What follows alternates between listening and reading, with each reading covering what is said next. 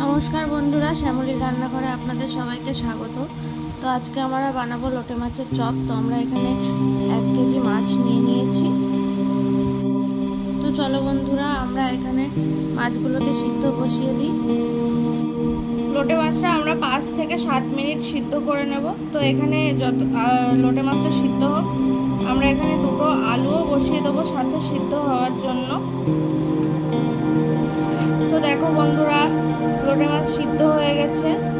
এখন এটা নামিয়ে একটু ঠান্ডা হওয়ার পর কাঁটা থেকে মাছগুলো ছাড়িয়ে নিতে হবে। আমরা এখানে আলুটা নামিয়ে নিয়েছি। এটা ঠান্ডা হওয়ার পরে এবার এটাকে আমরা একটু ম্যাশ করে নেব। এখন আমরা মাছ থেকে কাঁটাগুলো ছাড়িয়ে নিচ্ছি। ঠিক এরকম ভাবে মাছের থেকে কাঁটাগুলোকে আলাদা করে নিতে হবে। চলো আমরা দেখে নিই যে এখানে কি কি লাগছে। এখানে লাগছে আমাদের লঙ্কা কুচি, ক্যাপসিকাম কুচি, আদা কুচি, সাথে আগে থেকে থেতো করে রাখা ওই রসুন, আর এখানে আমরা ধনেপাতা কুচি নিয়ে নিয়েছি, টমেটো কুচি নিয়ে নিয়েছি, তার সাথে নিয়ে নিয়েছি পেঁয়াজ কুচি। এখানে আমরা নিয়ে নিয়েছি লবণ, হলুদ, জিরে গুঁড়ো, গরম মশলা গুঁড়ো, গোলমরিচ গুঁড়ো, আগে থেকে একটা বানানো ভাজা মশলা।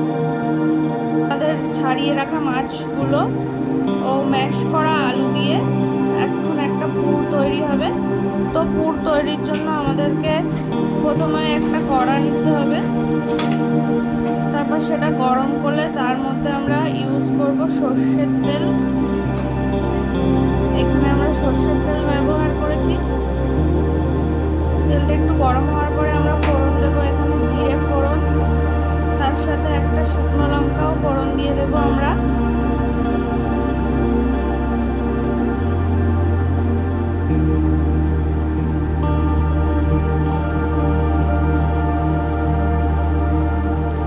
এর মধ্যে আমরা একে একে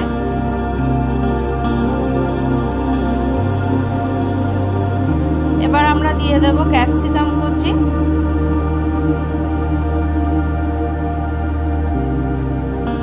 এরপরে টমেটো কুচি,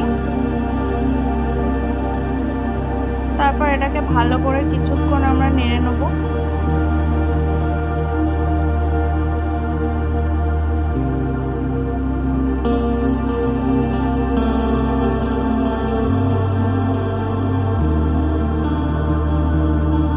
আমরা এবার এখানে পরিমাণ মতো লবণ দিয়ে নেব,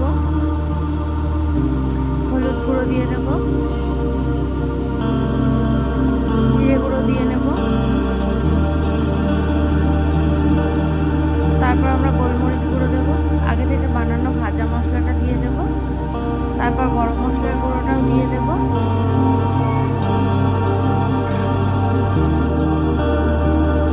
মশলাগুলো দেওয়ার পর আমরা এটাকে ভালো করে নাড়াচাড়া করে নেব। তারপর আগে থেকে ছাড়িয়ে রাখা মাছটা আমরা এর মধ্যে দিয়ে দেব। মাছটা দেওয়ার পরে এগুলোকে খুব ভালো করে নাড়তে হবে কিছুক্ষণ ধরে। কিছুক্ষণ নাড়ার পরে এর মধ্যে আমরা আগে থেকে ম্যাশ করে রাখা আলুটা দিয়ে দেব।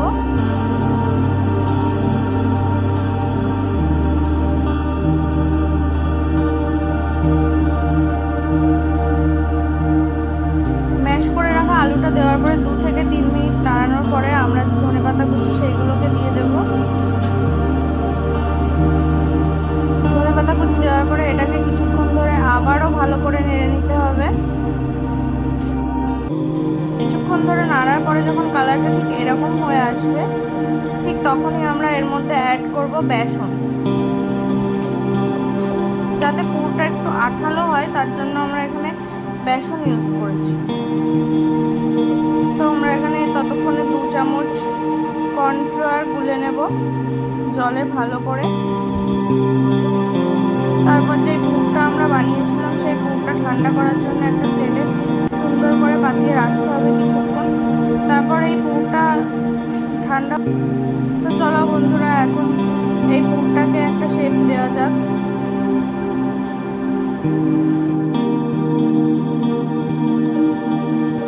তো বন্ধুরা এখানে আমাদের শেপ দেওয়া কমপ্লিট। এবার এটাকে কোটিং করতে হবে।